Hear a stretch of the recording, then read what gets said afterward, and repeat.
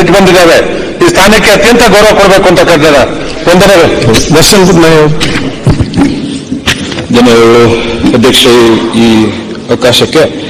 ದಿಲ್ಲಿ ಚಲೋ ಚಳುವಳಿಯಲ್ಲಿ ಭಾಗವಹಿಸೋಸ್ಕರ ಭಾರತಾದ್ಯಂತ 200ಕ್ಕೂ ಹೆಚ್ಚು ಸಂಘಟನೆಗಳು ದಿಲ್ಲಿಗೆ ಹೋಗ್ತಾ ಇದ್ವು. ಅದರಲ್ಲಿ ಕರ್ನಾಟಕದಿಂದಾನೂ 70 ಜನ ರೈತರು ಟ್ರೈನ್ ಮೂಲಕ ಪ್ರಯಾಣ ಮಾಡ್ತಾ ಇದ್ರು. ಅವರನ್ನ ಸೋಮವಾರ ಭೋಪಾಲ್ನಲ್ಲಿ ಬಂಧಿಸಿ ಇಟ್ಟಿದ್ದಾರೆ.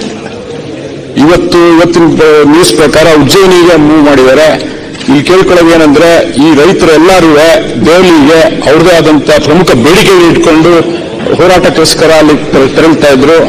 ನಿಮ್ಮ ಮೂಲಕ ಸರ್ಕಾರದಲ್ಲಿ ಮನವಿ ಮಾಡ್ಕೊಳ್ಳೋದು ಏನಂದ್ರೆ, ಈ 70 ಜನರಲ್ಲಿ 70 ಜನ ಮೊದಲನೇದಾಗಿ ಈ ಒಂದು ಬಂಧಿಸಿರೋದನ್ನ ಖಂಡಿಸ್ತೀನಿ. ಎರಡನೇದು, ಸರ್ಕಾರದವರು ಇಮಿಡಿಯೇಟ್ ಆಗಿ ಅವರನ್ನ ಕರೆತರಕ್ಕೆ ಏನ್ ಮಾಡಬೇಕು ಅದ್ರ ಬಗ್ಗೆ ಗಮನ ಹರಿಸಬೇಕು ಅಂತ ಕೇಳ್ಕೊಂಡು 70 ಜನದಲ್ಲಿ 25 ಜನ ಮಹಿಳೆಯರು ಇದ್ದಾರೆ. ಧನ್ಯವಾದಗಳು. ನಮ್ಮ ಸಭಾಧ್ಯಕ್ಷರೇ, ಯಾವುದೇ ಸಾಮಾಜಿಕ ಚಳುವಳಿಯನ್ನ ಸಂವೈಧಾನಿಕವಾಗಿರ್ತಕ್ಕಂಥ ಹಕ್ಕುಗಳನ್ನು ಹತ್ತಿರ್ತಕ್ಕಂಥ ರಾಜ್ಯ ಸರ್ಕಾರ ಆಗಲಿ ಕೇಂದ್ರ ಸರ್ಕಾರ ಮಾಡ್ತಕ್ಕಂಥದ್ದು ಕಾನೂನಾತ್ಮಕವಾಗಿ ಸಂವೈಧಾನಿಕವಾಗಿ ಸರಿಯಾದ ಕ್ರಮ ಅಲ್ಲ. ಆದರೆ ಅವರು ಏನು ಅಲ್ಲಿ ಹೋಗಿದ್ದಾರೆ ಪ್ರತಿಭಟನೆ ಮಾಡಕ್ಕೆ, ಅವರ ಹಕ್ಕುಗಳನ್ನ ಬೇಡಿಕೆಗಳನ್ನ ಮಂಡನೆ ಮಾಡಕ್ಕೆ ಅಲ್ಲಿ ಅವರನ್ನ ಬಂಧಿಸಿದ್ರು. ನಂತರ ಬಿಡುಗಡೆ ಮಾಡಿರ್ಬೋದು. ಮತ್ತು ಚಳುವಳಿಗೆ ಹೋಗಿದ್ದಾರೆ. ಅವರು ಸೇಫ್ ಆಗಿ ಕರ್ಕೊಂಡ್ಬರಕ್ಕೆ ವ್ಯವಸ್ಥೆ ಮಾಡಬೇಕು ಅಂತ ಹೇಳಿ ಸರ್ಕಾರದ ಗಮನವನ್ನ ಸೆಳೆದಿದ್ದಾರೆ.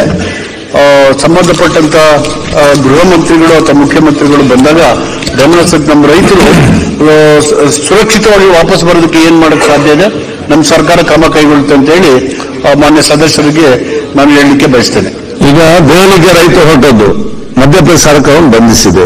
ತತ್ಕ್ಷಣ ಮಧ್ಯಪ್ರದೇಶ ಸರ್ಕಾರಕ್ಕೆ ನಮ್ಮ ಸರ್ಕಾರ ಮಾತಾಡಿಕೊಂಡು ಅವರನ್ನು ಬಿಡುಗಡೆ ಮಾಡೋ ಕೆಲಸ ಮಾಡಿಸಬೇಕು.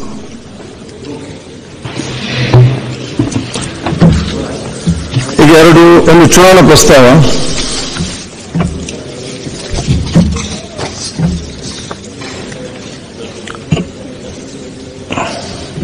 ಮಾನ್ಯ ಸಚಿವರು ಸೂಚಿಸುವುದು.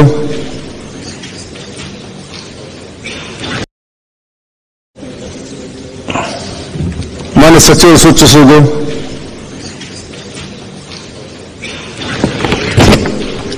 ಮಾನ್ಯ ಸಭಾಧ್ಯಕ್ಷರೇ, ಕಾನೂನು ಸಚಿವರ ಪರವಾಗಿ ಕರ್ನಾಟಕ ಸಂಸ್ಕೃತ ವಿಶ್ವವಿದ್ಯಾಲಯದ ಪ್ರಕಾಶನ ಸಭೆ ಹಾಗೂ ಕನ್ನಡ ವಿಶ್ವವಿದ್ಯಾಲಯದ ಆಡಳಿತ ಮಂಡಳಿಗೆ ತಲಾ ಒಬ್ಬರು ಸದಸ್ಯರನ್ನು ಚುನಾಯಿಸಬೇಕೆಂದು ಸೂಚಿಸುತ್ತೇನೆ. ಒಂದು ವಿಧೇಯಕ ಇದೆ, ಗ್ರಾಮ ಸ್ವರಾಜ್. ಸಚಿವರು ಪ್ರಸ್ತಾವ ಮಂಡಿಸಿ.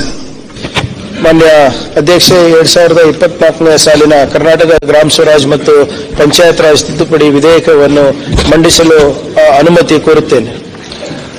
ಪ್ರಸ್ತಾವನೆ ಮಂಡಿಸಲಾಯಿತು. ಈಗ ಪ್ರಸ್ತಾವನೆಯನ್ನು ಸಭೆ ಮತಕ್ಕೆ ಹಾಕುತ್ತೇನೆ.